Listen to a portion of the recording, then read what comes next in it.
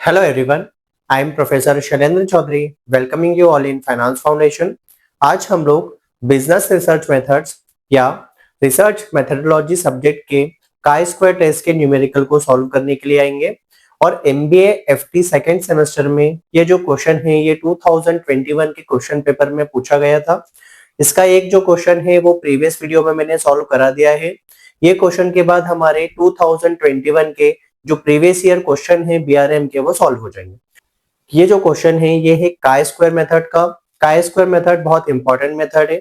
इसके पहले मैंने एक टी टेस्ट की जो वीडियो है वो अपलोड कर दी है, आप उसे भी गो थ्रू कर दीजिएगा। तो विदाउट वेस्टिंग एनी टाइम हम यहाँ पे क्वेश्चन पे आते हैं। तो क्वेश्चन में देके रखा है कि दो रिसर्च वर्कर्स है, उन्होंने क्या किया है, जो पीपल है, लोग हैं, उनको तीन कैटेगरी में डिवाइड किया हुआ है। इसके बाद जो उनके रिजल्ट है वो हमें यहाँ पे गिवन है। हमसे क्वेश्चन में बोला है कि हमको ये बताना है कि जो सैम्पलिंग टेक्निक है कम से कम एक जो इन्विजिलेटर है या जो रिसर्चर है उसकी क्या है, डिफेक्टिव है। तो देखिए, अब जैसा आपको प्रीवियस वीडियो में बताया था कि हम जो शुरुआत करते हैं हम सबसे पहले क्या कर लेंगे, ऑब्जेक्टिव डिफाइन कर लेंगे।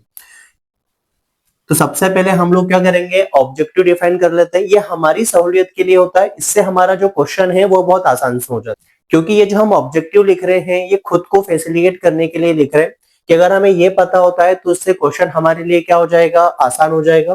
तो हमारे पास जो ऑब्जेक्टिव है वो क्या है कि हमें बताना है कि जो सैम्पलिंग टेक्निक है, तो हम क्या चेक करेंगे इसमें, जो सैम्पलिंग टेक्निक है इज डिफेक्टिव और नॉट।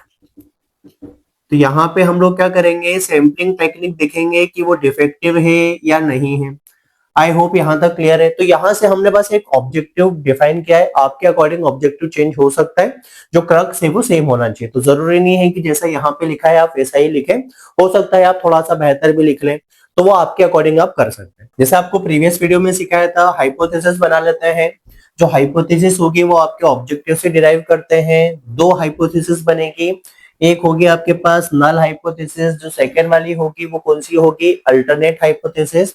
नल हाइपोथेसिस में हम लोग क्या करते हैं, जो आपका ऑब्जेक्टिव होगा उससे जस्ट अपोजिट स्टेटमेंट बनाते हैं जिसको आप प्रूफ नहीं करने चाहते। तो ये क्या होगा, सैम्पलिंग टेक्निक, तो वही लिखा है सैम्पलिंग टेक्निक और जो डेटा सेट है दोनों रिसर्चर यूज कर रहे हैं वो क्या है, सिमिलर है। ये क्या हो गया मेरे पास, नल हाइपोथेसिस। समझ में, ये क्या हो गया, नल हाइपोथेसिस। आई होप यहाँ तक आप लोगों को समझ में आया होगा। अगर आप चाहें तो ऐसा भी लिख सकते हैं, there is no difference between the sampling technique and the data set used by the researcher.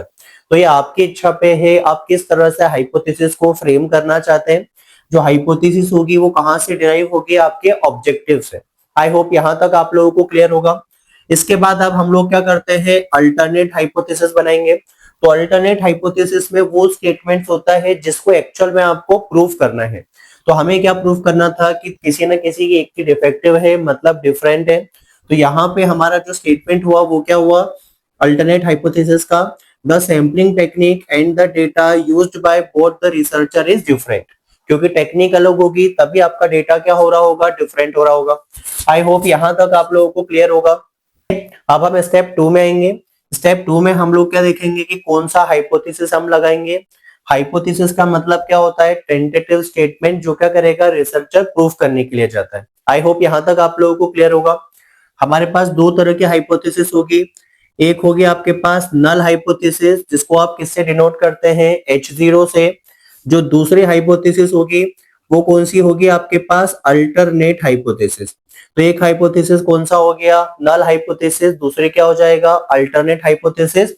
जो आपका रिसर्च ऑब्जेक्टिव होगा उससे जस्ट जो अपोजिट स्टेटमेंट होता है वो आपके लिए क्या होगा, नल हाइपोथेसिस। आसान समझने के लिए, जो आपको प्रूफ करना है उसके जो अगेंस्ट में स्टेटमेंट होगा वो क्या होगा, नल हाइपोथेसिस। यहाँ पे क्या देके रखा था, सैम्पलिंग टेक्निक डिफेक्टिव है। तो यहाँ पे क्या गिवन था, सैम्पलिंग टेक्निक डिफेक्टिव है, डिफरेंट है। ये आपके पास क्या था, ऑब्जेक्टिव था। तो यहाँ से हमने क्या किया, हाइपोथेसिस बनाया। वो हाइपोथेसिस क्या है, the sampling technique at the data set used by the both the researcher is similar. तो हमने क्या किया, जो ऑब्जेक्टिव था उससे जस्ट अपोजिट आ गए, तो क्या हो गया, नल हाइपोथेसिस बन गया। इसके बाद हमारे पास क्या बनेगा, अल्टरनेट हाइपोथेसिस। उसके अंदर क्या होगा, वो स्टेटमेंट जो हमें प्रूफ करना है वो आएगा। तो यहाँ पे क्या आ जाएगा, the sampling technique and the data used by both the researcher are different, दोनों ने अलग अलग काम किया है। तो यहाँ पे हमारे पास क्या हो जाएगा, आपके पास अल्टरनेट हाइपोथेसिस। अब जैसा आप लोगों को सिखाया था कि स्टेप 3 में आएंगे, तो स्टेप 3 में हम लोग ये देखते हैं कि कौन सा स्टैटिस्टिकल टेस्ट है जो आपको डेटा के एनालिसिस में यूज करना है। तो देखिए क्वेश्चन में हमारे पास जो डेटा था वो किस फॉर्म में था, कैटेगरी के फॉर्म में था। क्योंकि डेटा हमारे पास जब कैटेगरी के फॉर्म में होता है तो वहां पे जो सबसे एप्रोप्रिएट टेस्ट होता है वो आपके लिए कौन सा हो जाएगा, काय स्क्वायर टेस्ट। तो ये आपके पास कौन सा टेस्ट हो गया, काय स्क्वायर टेस्ट हो गया। तो हम लोग यहाँ पे क्या करेंगे, काय स्क्वायर टेस्ट को अप्लाई करेंगे। तो इससे हम लोग क्या करेंगे, जो कैटेगरियल डेटा है, जो डेटा कैटेगरी में गिवन है, उस पे हम लोग क्या करेंगे, एनालिसिस कर पाएंगे। तो देखिए यहाँ पे जो काय स्क्वायर टेस्ट है इसका फॉर्मूला होगा आपके पास chi square is equals to, यहाँ पे आएगा आपके पास समीशन, समीशन करना है आपको एन तक। जो शुरुआत होगी वो होगी आई इज इक्वल्स टू 1 से। इसके अंदर आप क्या करेंगे, जो आपके पास ऑब्जर्व्ड फ्रीक्वेंसी होगी इसमें से आप क्या करेंगे, एक्सपेक्टेड फ्रीक्वेंसी को माइनस करेंगे, फिर इसका हो जाएगा स्क्वायर, और इन सब के अपॉन में क्या आ जाएगा आपके पास, एक्सपेक्टेड फ्रीक्वेंसी। समझ में आ गया। तो जो ऑब्जर्व डेटा होगा उसमें से क्या करेंगे, एक्सपेक्टेड को माइनस करेंगे, इसका स्क्वायर करेंगे, और जो अपॉन में आपके पास आ जाएगा वो क्या आ जाएगा, एक्सपेक्टेड आ जाएगा। आई होप यहां तक आप लोगों को क्लियर होगा। तो देखिए अब क्वेश्चन को सॉल्व करने के लिए आएंगे। तो देखिए यहाँ पे जो हमारे पास क्वेश्चन में गिवन होता है, ये जो डेटा गिवन है हमारे पास, ये क्या होगा, ऑब्जर्व्ड डेटा। ये जो क्वेश्चन में डेटा होगा ये कौन सा होगा, ऑब्जर्व डेटा। और इसकी बेसिस पे हम लोग क्या करेंगे, एक्सपेक्टेड डेटा के कैलकुलेशन के लिए आएंगे। तो हमारे पास ये जो डेटा गिवन है, ये कौन सा डेटा गिवन है, ऑब्जर्व डेटा। इसके बेसिस पे हम लोग क्या करेंगे, एक्सपेक्टेड डेटा के कैलकुलेशन के लिए आ जाएंगे। आई होप यहां तक आप लोगों को क्लियर होगा। देखिए क्वेश्चन को आसान बनाने के लिए और आपकी बेहतर अंडरस्टैंडिंग के लिए हम लोग क्या करते हैं, यहाँ पे सेल को एड्रेस दे देते हैं। तो पहला रो पहला कॉलम हो गया, ये आपके पास पहला रो दूसरा कॉलम हो गया, पहला रो तीसरा कॉलम हो गया, ये हुआ आपके पास पहला वाला, ये होगा आपके पास दूसरा वाला रो पहला वाला कॉलम, ये होगा दूसरा वाला रो दूसरा वाला कॉलम, और ये होगा दूसरा वाला रो तीसरा वाला कॉलम। क्योंकि हमें जो वैल्यू का कैलकुलेशन करना है वो कितने टाइम्स करना है, 6 टाइम्स करना है। इसके लिए हम लोग क्या कर रहे हैं, थोड़ा डिफरेंट तरह से हमारे आंसर्स को लिखने के लिए चले जाएंगे। तो देखिए आप सबसे पहले जो एक्सपेक्टेशन होगा वो किसके लिए निकाल लेंगे हम लोग, A11 के लिए। तो यहां पे आएगा आपके पास एक्सपेक्टेशन, जो हम लोग निकालेंगे सबसे पहले वो किसके लिए निकाल रहे हैं, A11 के लिए। तो A11 के लिए कुछ नहीं करना है, जो फॉर्मूला रहेगा वो बहुत आसान सा है। वो क्या होगा आपके पास, रो टोटल मल्टीप्लाई बाय, यहां पे क्या हो जाएगा आपके पास, कॉलम टोटल, और इन सब के अपॉन में जो आ जाएगा वो क्या आ जाएगा, ग्रैंड टोटल। तो क्या होगा आपके पास, row total multiply by column total, और अपॉन में क्या आ जाएगा, ग्रैंड टोटल। और यही फॉर्मूला आपको पूरे 6 एड्रेस में पुट करना होगा। तो इसके लिए हम लोग क्या करते हैं, ये वाला जो पार्ट है अब इसे हम लोग क्या कर देते हैं, इरेज कर देते हैं। तो देखिए अब वैल्यूज को पुट करेंगे। तो यहाँ पे अब हम सॉल्यूशन के लिए आए। सबसे पहला देखिए जो एक्सपेक्टेशन है वो आ जाएगा। तो यहाँ पे लिखा एक्सपेक्टेशन, जो कैलकुलेट करने के लिए जा रहे हैं ए बी, दो डेटा सेट है इसलिए यहाँ पे क्या हो जाएगा, ए बी। सबसे पहले जो शुरुआत कर रहे हैं वो हम लोग किसके लिए कर रहे हैं, A11 के लिए। तो यहाँ पे आ जाएगा आपके पास A11। तो सबसे पहले क्या होगा, रो टोटल। तो यहाँ पे देखिए जो रो टोटल है वो कितने का हो गया, 200 का। तो ये हुआ आपके पास 200।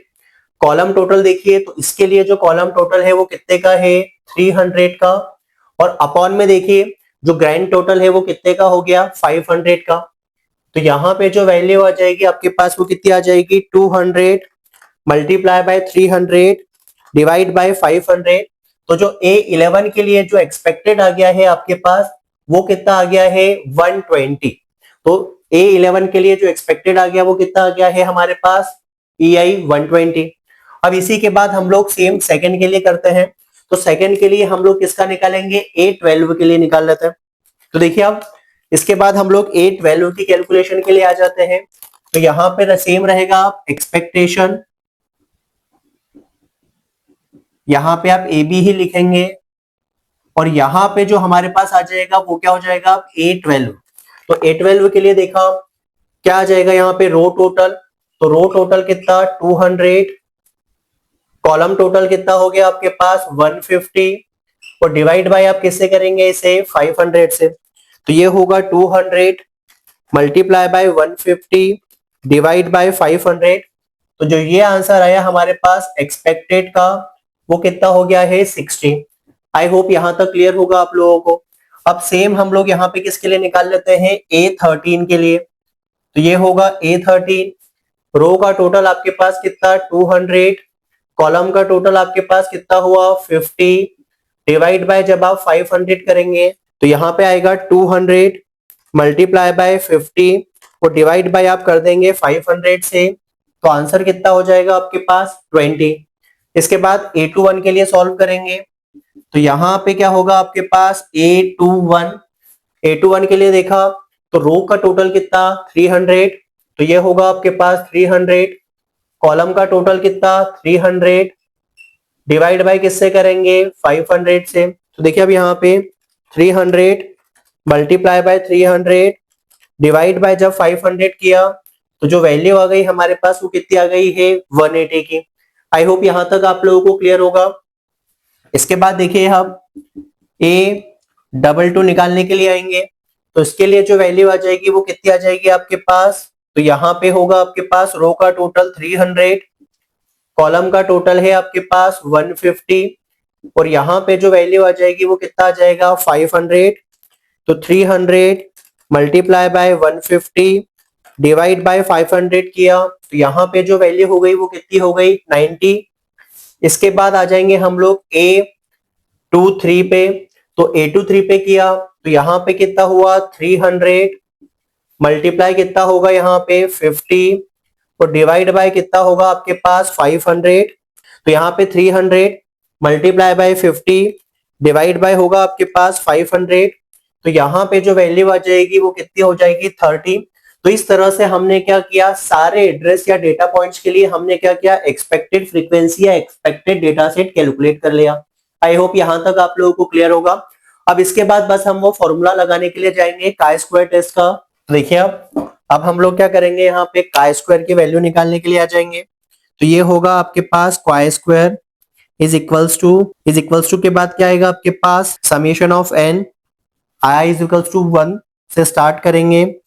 यहाँ पे क्या था आपके पास ऑब्जर्व्ड माइनस एक्सपेक्टेड, इसका करेंगे आप स्क्वायर और अपॉन में आपके पास क्या हो जाएगा एक्सपेक्टेड। आई होप यहाँ तक क्लियर होगा। अब ये हम लोग सारे डेटा सेट्स के लिए करने वाले हैं। तो देखिए अब यहाँ पे सारे डेटा सेट्स के लिए सॉल्व करेंगे इसको। तो देखिए सबसे पहले यहाँ के लिए सॉल्व किया तो ऑब्जर्व जो फ्रीक्वेंसी थी वो कितनी थी आपके पास 160।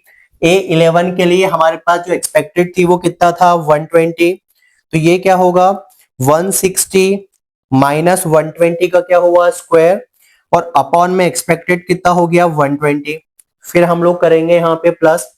अब इसके लिए आएंगे तो जो ऑब्जर्व्ड है वो कितनी है 30, जो हमने कैलकुलेट किया एक्सपेक्टेड वो कितना है 60। तो ये होगा 30 माइनस 60 का स्क्वायर और अपॉन में क्या हो जाएगा 60। तो यहाँ पे हमारे पास क्या होगा 10। इसके लिए जो वैल्यू आई थी हमारे पास एक्सपेक्टेड की वो कितनी थी 20। तो 10 माइनस 20 का स्क्वायर और अपॉन में कितना 20। फिर यहाँ पे किया प्लस, फिर यहाँ पे आए तो यहाँ पे होगा आपके पास 140 माइनस 180 और इसका किया यहाँ पे स्क्वायर और अपॉन में कितना हुआ 180 प्लस। फिर यहाँ पे आए तो यहाँ पे होगा आपके पास 120 माइनस इसके साथ जो एक्सपेक्टेड की वैल्यू थी वो कितनी थी 90, इसका किया स्क्वायर, एक्सपेक्टेड की वैल्यू कितनी हो गई आपके पास 90। तो देखिए अब आगे बढ़ते हैं। तो यहाँ पे जो ऑब्जर्व थी वो कितनी थी 40, जो एक्सपेक्टेड थी इसके लिए वो कितनी है 30। तो 40 माइनस 30 का स्क्वायर और अपॉन में क्या हो जाएगा आपके पास 30। आई होप यहाँ तक आप लोगों को क्लियर होगा। तो अब हम लोग यहाँ पे काय स्क्वायर की वैल्यूज को कैलकुलेट कर लेते हैं। तो ये हुआ आपके पास chi square is equals to 160 minus 120 आपके पास बचेगा 40 और जब आप 40 का स्क्वायर करेंगे तो हो जाएगा 1600। जब उसमें आप 120 से डिवाइड करते हैं तो जो हमारा आंसर यहाँ पे आ जाएगा वो कितना आ जाएगा 13.33। फिर आगे बढ़ेंगे, 60 माइनस 30 हुआ 30, 30 का स्क्वायर कितना होगा आपके पास 900, 900 को जब 60 से डिवाइड करेंगे तो यहाँ पे वैल्यू आ जाएगी हमारे पास 15, फिर यहाँ पे 20 माइनस 10, 10, क्योंकि यहाँ पे स्क्वायर हो रहा है तो साइन का कोई इम्पैक्ट नहीं है, तो 10 का स्क्वायर होगा आपके पास 100, 20 से डिवाइड करेंगे तो यहाँ पे वैल्यू आ जाएगी आपके पास 5, 180 में से 140 जाएगा तो बचेगा 40, 40 का स्क्वायर किया तो 1600, इसमें जब हम 180 से डिवाइड करेंगे तो आ जाएगा हमारे पास 8.89, अब 120 में से 90 का सब्ट्रैक्शन करेंगे तो होगा 30, 30 का स्क्वायर हो जाएगा 900, 900 में जब 90 का डिवाइड करते हैं तो आपके पास आ जाएगा 10, इसके बाद 40 में से 30 को माइनस किया तो 10, 10 का स्क्वायर 100, 100 में जब 30 का डिवाइड करेंगे तो हमारे पास जो वैल्यू आ जाएगी वो आ जाएगी आपके पास 3.33। अब देखिए का स्क्वायर का टोटल कर लेंगे तो ये होगा 13.33 प्लस 15 प्लस 5 प्लस 8.89 प्लस यहाँ पे किया 10 प्लस किया 3.33, तो आपके पास जो वैल्यू आ गई है वो कितनी आ जाएगी 55.55। तो हमारे पास जो यहाँ पे वैल्यू आ रही है वो कितनी आ रही है 55.55। तो यहाँ पे हमने क्या किया, काई स्क्वायर की वैल्यू निकाल दी जो कितनी आ गई है आपके पास 55.55। आई होप यहाँ तक आप लोगों को क्लियर होगा, कोई प्रॉब्लम नहीं होगी। तो देखिए अब हमने यहाँ पे काई स्क्वायर की वैल्यू निकाल दी है, अब हम लोग क्या करेंगे डिग्री ऑफ फ्रीडम निकालने के लिए जाएंगे। तो यहाँ पे होगा हमारे पास डिग्री ऑफ फ्रीडम। अब डिग्री ऑफ फ्रीडम कैलकुलेट करना बहुत आसान है काई स्क्वायर के लिए, क्या करेंगे हम लोग r-1 और उसमें मल्टीप्लाई कर देंगे c-1 का। तो देखिए अब यहाँ पे डिग्री ऑफ फ्रीडम कैलकुलेट करेंगे तो r-1 मतलब रो -1, c-1 मतलब कॉलम -1। तो रो हमारे पास कितनी थी 2, तो 2 में से 1 माइनस करेंगे, फिर सेकेंड ब्रैकेट में आ जाएगा कॉलम कितने 3, तो 3 में से 1 माइनस किया तो ये होगा 1 मल्टीप्लाई बाय 2। तो जो आपके पास डिग्री ऑफ फ्रीडम आ गई है काई स्क्वायर टेस्ट के साथ वो कितनी आ गई है 2 आ गई है। आई होप यहाँ तक आप लोगों को क्लियर होगा। तो देखिए जैसा आपको प्रीवियस वीडियो में टेबल देखना सिखाई थी सेम हम लोग वहां पे करेंगे। तो यहाँ पे डिग्री ऑफ फ्रीडम यहाँ पे आपके पास लिखी हुई आ जाएगी, यहाँ पे क्या हो जाएगा आपके पास लेवल ऑफ सिग्निफिकेंस। तो ये हुआ आपके पास लेवल ऑफ सिग्निफिकेंस, यहाँ पे क्या आ जाता है डिग्री ऑफ फ्रीडम। तो यहाँ पे नंबर लिखे होते हैं 1 2 3 4 5 6 7 8, इस तरह से यहाँ पे नंबर्स होते हैं। यहाँ पे हो सकता है 0%, 2%, 5%, 10%, 15%, 20%, तो इस तरह से आपके पास क्या होगा लेवल ऑफ सिग्निफिकेंस गिवन होता है। यहाँ पे देखिए हमारे पास जो डिग्री ऑफ फ्रीडम है वो कितना है 2। जनरली यहाँ पे क्वेश्चन में नहीं गिवन है तो लेवल ऑफ सिग्निफिकेंस हम जो कंसीडर करेंगे वो कितना करेंगे 5% का। तो 5% लेवल ऑफ सिग्निफिकेंस में तो हमारी जो वैल्यू आ रही होगी उसे हम यहाँ पे पुट कर लेते हैं। तो हमारे पास यहाँ पे 2 डिग्री ऑफ फ्रीडम में 5% सिग्निफिकेंस लेवल में जो वैल्यू आ रही है वो कितनी आ रही है 5.991। तो देखिए यहाँ पे हमने टेबल वैल्यू कैलकुलेट कर ली। तो देखिए आप यहाँ पे क्वेश्चन में अब हमारे पास क्या हो गया है, जो टेबल वैल्यू आ गई है वो आ गई है हमारे पास 5.991। इसके बाद हमारे पास दूसरी वैल्यू है कैलकुलेटेड वैल्यू, जो आपकी कैलकुलेटेड वैल्यू है वो कितनी है 55.55। तो ये हो गई आपके पास टेबल वैल्यू, ये क्या हो गई है आपके पास कैलकुलेटेड वैल्यू। तो यहाँ पे देखिए अब, तो देखिए अब इसका इंटरप्रिटेशन कैसे होता है। तो जब आपकी कैलकुलेटेड वैल्यू है, जब आपकी कैलकुलेटेड वैल्यू है वो क्या होगी ज्यादा होगी, किससे ज्यादा होगी टेबल वैल्यू से। तो जब आपकी कैलकुलेटेड वैल्यू क्या होगी ज्यादा होगी टेबल वैल्यू से, तो इस केस में हम लोग क्या करेंगे, जो आपकी नल हाइपोथेसिस है इसे क्या कर देते हैं रिजेक्ट कर देते हैं, और जो अल्टरनेट हाइपोथेसिस है आपकी इसे हम लोग क्या कर लेते हैं एक्सेप्ट कर लेते हैं। तो हमारे पास क्वेश्चन में क्या हुआ है कैलकुलेटेड वैल्यू ज्यादा है टेबल वैल्यू हमारे पास कम है, इसलिए हम लोग क्या करेंगे यहाँ पे नल हाइपोथेसिस को क्या कर लेंगे रिजेक्ट कर देंगे और अल्टरनेट हाइपोथेसिस को एक्सेप्ट कर लेंगे। इसका मतलब है कि दोनों जो हमारे इन्विजिलेटर है दोनों में से किसी एक की मेथड क्या है डिफेक्टिव है। यही क्वेश्चन में हमें प्रूफ करने का बोला था और यही हमने क्वेश्चन में प्रूफ कर दिया। यहाँ पे हमारा क्वेश्चन कंप्लीट होता है। इसी के साथ हमारे 2021 के जो न्यूमेरिकल है बीआरएम के वो खत्म होते हैं। प्रीवियस क्वेश्चन जो टी टेस्ट का था उसका रेफरेंस आप प्लेलिस्ट से देख सकते हैं। आई होप आपको ये वाला क्वेश्चन समझ में आया होगा। अगर वीडियो अच्छा लगे तो लाइक करें, शेयर कीजिएगा, सब्सक्राइब कीजिए, जिससे आपके पास फर्दर वीडियोस का नोटिफिकेशन आ जाए। Thank you so much for watching.